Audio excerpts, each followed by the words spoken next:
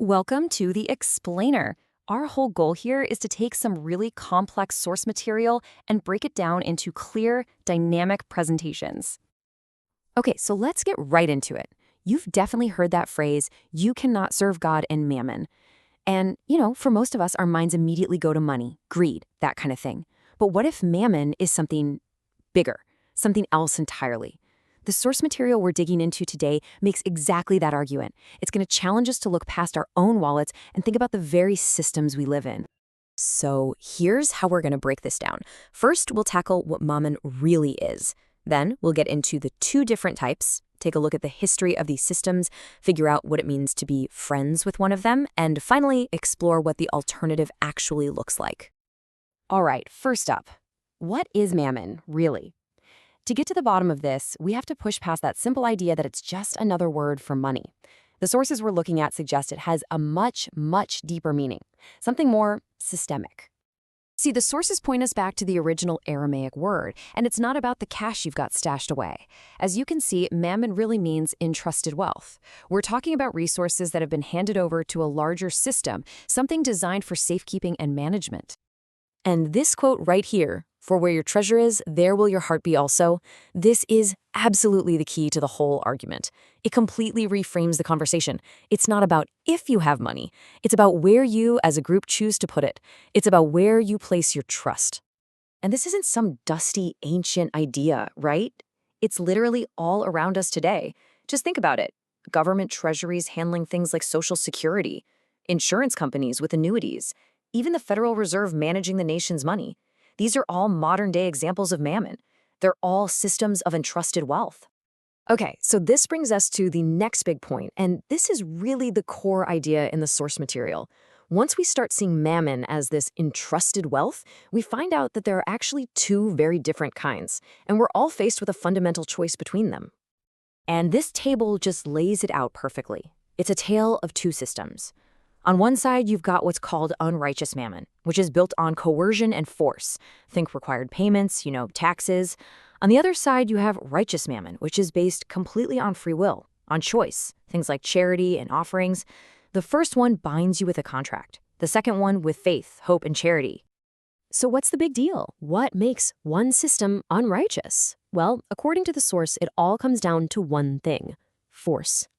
When rulers, who often call themselves benefactors because they provide social welfare, use their authority to force people to contribute, well, that's the dividing line. That's what defines the unrighteous system and sets it in total opposition to the other way. Now, you might be thinking this is a modern government thing, but this idea of a central treasury, a mammon, is anything but new. The sources actually trace this concept all the way back to the dawn of civilization. I mean, look at this. From Cain's first city-state to Nimrod's Babylon, all the way to Pharaoh's treasure cities in Egypt. These systems of centralized, entrusted wealth have been a constant fixture throughout history. They were the economic and social glue holding those societies together. And this is where it gets really fascinating. Take the story of the golden calf. The source here presents it not just as, a simple case of idol worship. It was actually an economic move. They were creating a central bank, a depository for their wealth, to unify everyone and fund their common defense. So all of this history leads us to a really tricky question. If these systems built on force are unrighteous, what are we supposed to do? I mean, we live in them, and this is where the source material dives into what seems like a major contradiction in the instructions. Yeah, get a load of this quote. "Make to yourselves friends of the mammon of unrighteousness." Wait, what? If the system is defined as unrighteous, why on earth would you be told to make friends with it? It sounds completely backward, right? Well, the source's answer is actually pretty practical. The reality is most of us are born into these systems. We pay taxes, we participate in social programs. So the path forward isn't necessarily revolution or rebellion. It's about how you navigate it with a very specific kind of faithfulness. And here's the playbook. First, you pay your dues. You fulfill your obligations honestly. Second, you do your job well, with integrity. But here's the really crucial part. You don't get hooked on the benefits. You don't covet what the system offers. And while you're doing all that, you are actively working to build the alternative, the one based on charity. That brings us to our last section.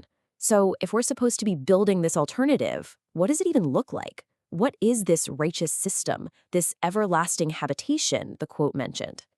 Well, instead of a big central government treasury that collects taxes by force, all the wealth, and more importantly, the trust, is held right there within the community. Social welfare is handled through voluntary giving. The source actually calls this pure religion. And it's described as a whole parallel society. Think about it, all the social safety nets, caring for the needy, the widows, the orphans. It's all handled through charity inside a network of people. It's organized in small local groups to make sure aid gets where it needs to go.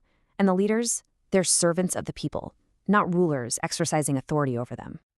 And so this whole deep dive, this reframing of Mammon, it really brings us back to that one central question from the beginning. It pushes us to think way beyond our own bank accounts and ask a much bigger question about how our society is structured. So where is your treasury entrusted? What kind of system are we all building for the future? One based on force or one based on free will?